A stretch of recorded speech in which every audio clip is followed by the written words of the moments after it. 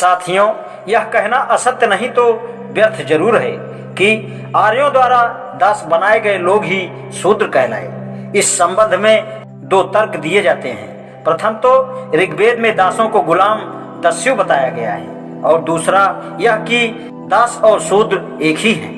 यह सही है कि ऋग्वेद में शूद्र का दस्यु या सेवक के अर्थ में उल्लेख हुआ है, किंतु इस शब्द का इस अर्थ में प्रयोग केवल 5 बार हुआ है, इससे अधिक नहीं।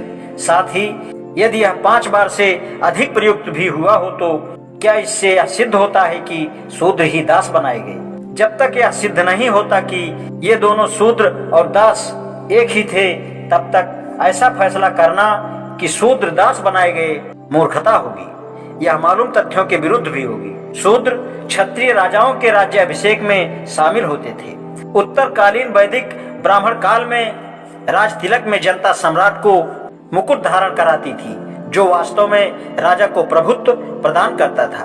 प्रजा के प्रतिनिधियों को रत्नी कहा जाता था, क्योंकि उनके पास रत्न होते थे।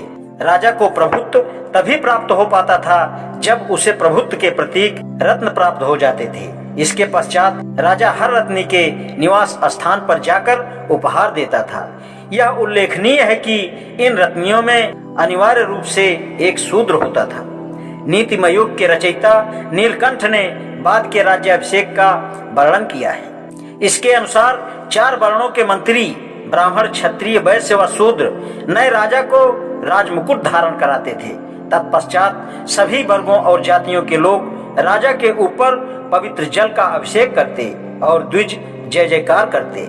महाभारत में यह प्रमाण मिलता है कि युधिष्ठिर के राज तिलक समारोह में ब्राह्मणों के साथ शूद्र भी आमंत्रित किए गए थे।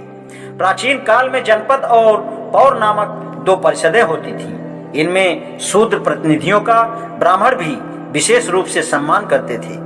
मनुस्मृति के अध्याय 4 श्लोक 61 तथा विष्णु स्मृति 2164 के उस आदेश से कि ब्राह्मण शूद्र द्वारा शासित राज्य में न रहे, यह प्रमाणित होता है कि शूद्र भी राजा होते थे।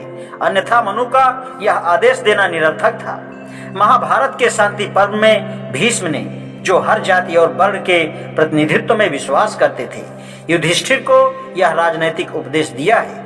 राजा को चाहिए कि वेद विद्या के विद्वान, निर्भीक, अंदर बाहर से स्नातक 4 ब्राह्मण, बलवान शस्त्रधारी 8 क्षत्रिय, धन धान्य से संपन्न 21 वैश्य, पवित्र आचरण वाले विनयशील 3 शूद्र, पौराणिक ज्ञान संपन्न 8 गुणों से युक्त 1 शूद्र, इन सबको मंत्रिमंडल में शामिल करें।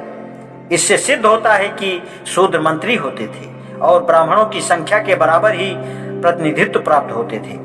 शूद्र नीच और दरिद्र नहीं होते थे, वे धनी होते थे।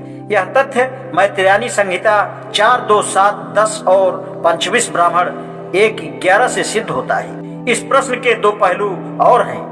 यदि यह मान लिया जाए कि शूद्रों को दास बनाया गया था, तो प्रश्न उठता है कि शूद्रों को दास बनाने का क्या तात्पर्य था। यदि आर्यों को दास बनाने का ज्ञान पूर्व काल में ना होता या वे आर्यों को दास बनाने के लिए तैयार ना होते, तभी उनका अभिप्राय स्पष्ट होता।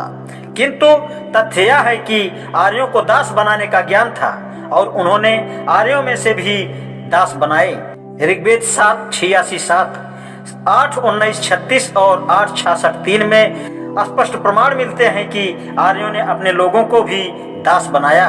फिर प्रश्न उत्पन्न होता है कि उन्होंने विशेष रूप से शूद्रों को दास क्यों बनाया। इससे भी अधिक महत्वपूर्ण यह है कि शूद्र दासों के लिए उन्होंने अलग विधानों की रचना क्यों की। निष्कर्ष यह है कि पाश्चात्य विचारक हमारे प्रश्नों का उत्तर देने में सहायक नहीं है। यह असमर्थ हैं कि शूद्र कौन थे और वे भारतीय आर्यों के समुदाय में चतुर्थ वर्ण कैसे बने। आज इतना ही, शेष कल। धन्यवाद।